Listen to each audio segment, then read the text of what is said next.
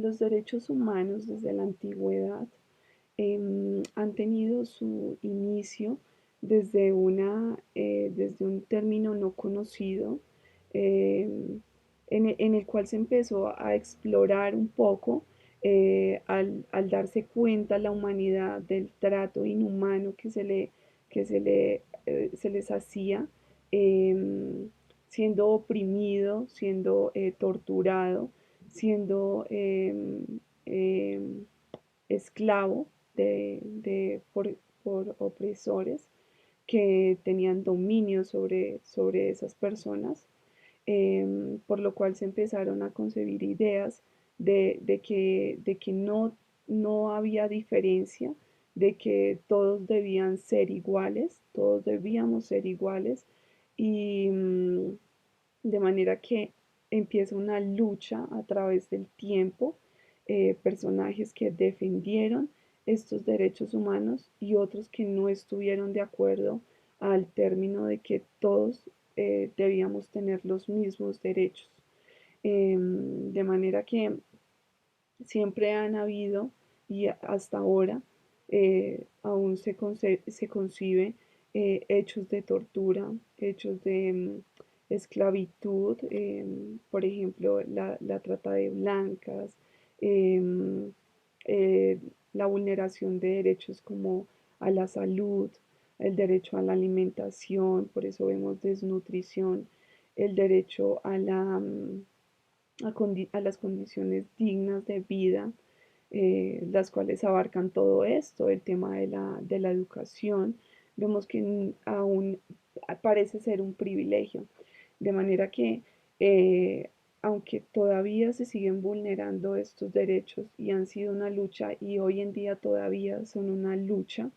han surgido también organismos internacionales como la Corte Interamericana de Derechos Humanos,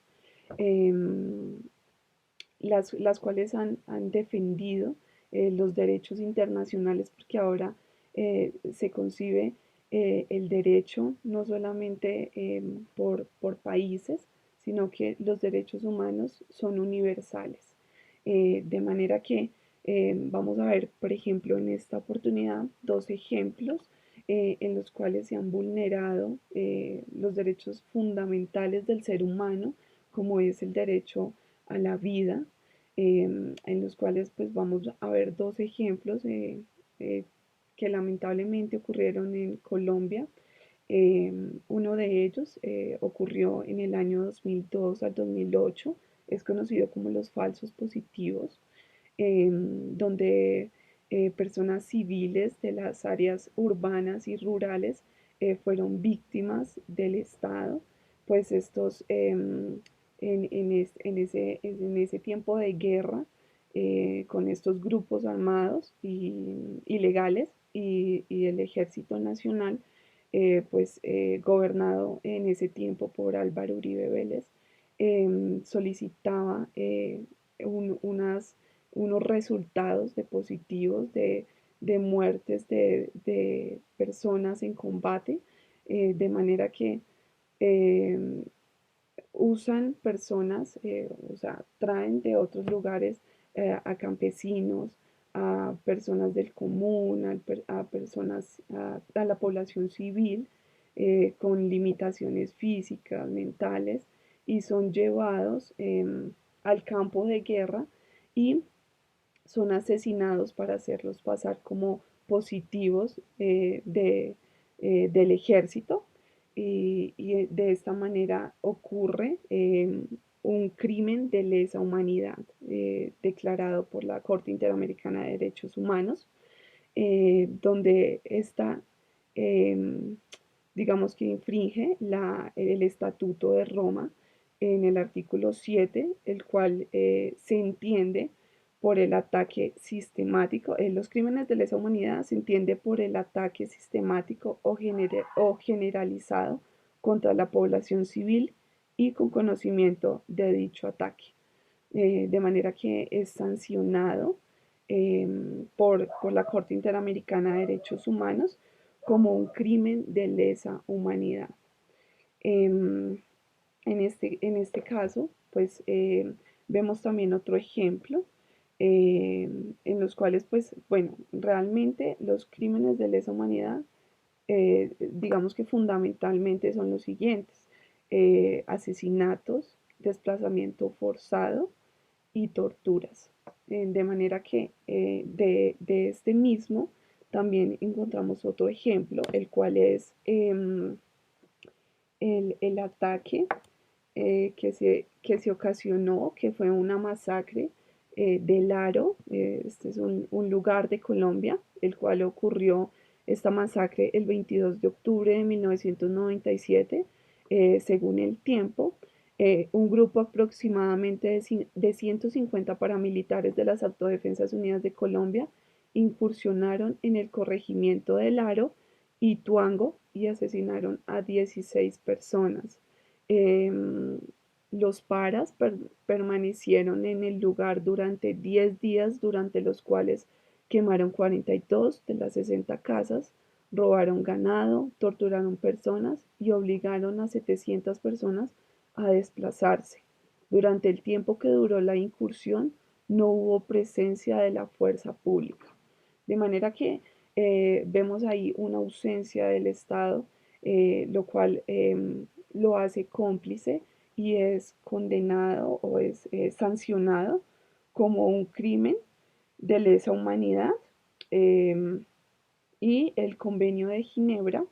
relativo a la protección de vida a las personas civiles en tiempo de guerra. Este convenio, esta parte del Convenio de Ginebra